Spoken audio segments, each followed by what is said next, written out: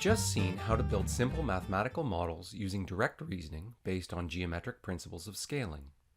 The goal of this video is to outline how models can be built using indirect reasoning based on recursion.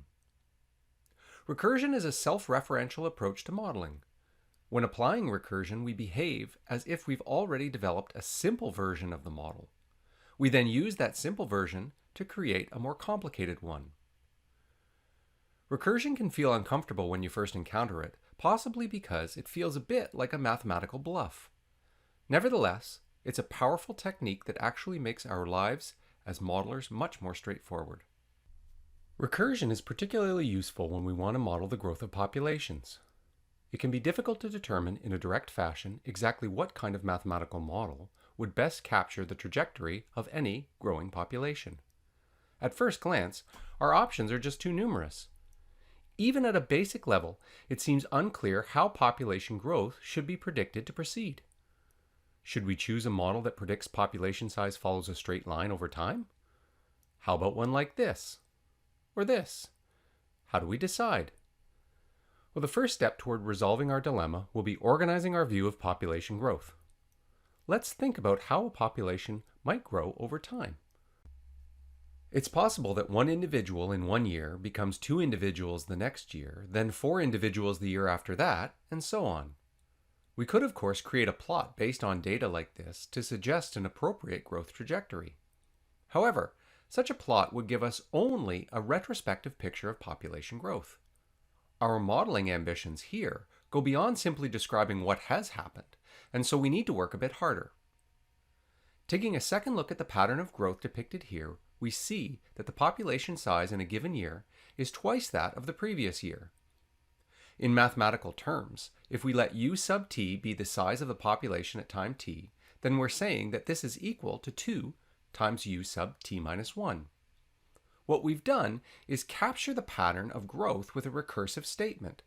By assuming we know the population size in the previous year, we can easily express a model for its size this year.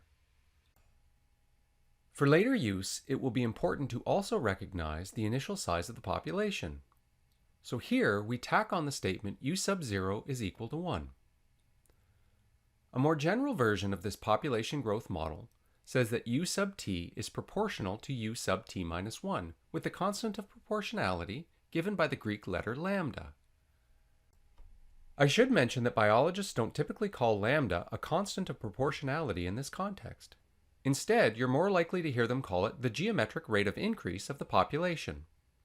And since we're speaking in more general terms, we should also say that in general, the initial size of the population doesn't have to be 1. It could, in fact, be any positive number a. Our next task is to set about turning our recursive model into a non-recursive one. In other words, we now want to develop a model that gives us an explicit prediction for the relationship between population size u and time t. To do this, we solve the recursive equation we've just developed. Beginning with time t is equal to 1, we see that u sub 1 is equal to lambda times u sub 0, according to our recursive model. This is in turn equal to lambda times a. Moving on, u sub 2 is equal to lambda times u sub 1, but we just saw that u sub 1 is equal to lambda a. Plugging this in, we see that u sub 2 can be written as lambda squared times a. We can do something similar for u sub 3 and on, but pretty soon a pattern emerges. It's perhaps easier to see the pattern if we rewrite u sub 1 as lambda raised to the power 1 times a. At this point, we clearly see that u sub t is equal to lambda raised to the power t times a. This is the expression we were looking for. It's the solution to the recursive equation.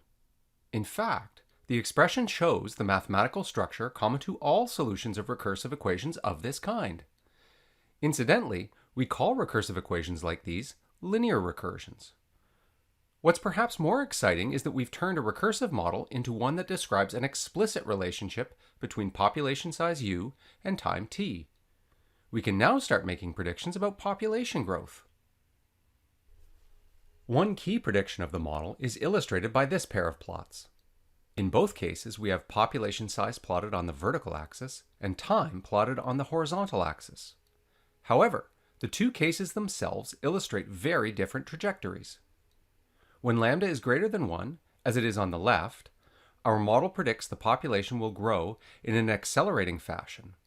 So, points won't follow a straight line, as I suggested earlier.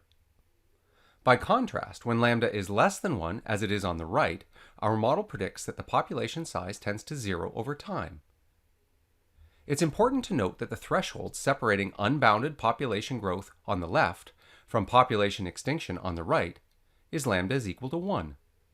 This is a sort of demographic break-even point, where individuals, on average, exactly replace themselves over the course of their lives.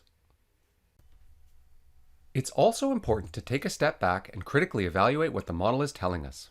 This is part of deciding whether we think the model itself is useful or not, and part of deciding what the limitations of the model might be. Thinking about the case where lambda is less than 1 might not bother us all that much. We know that extinction occurs in the real world, so in that sense the model's predictions aren't out of step with reality. We might, however, think differently about the case lambda is greater than 1. Of course, we do know that populations grow. However, we also know that populations don't exhibit the kind of unlimited growth our model is predicting here. Depending on the scenario, it might make sense to revise our model by bringing in factors that slow growth as numbers increase. We'll put that issue on the back burner for now, but we will revisit it in a later lesson.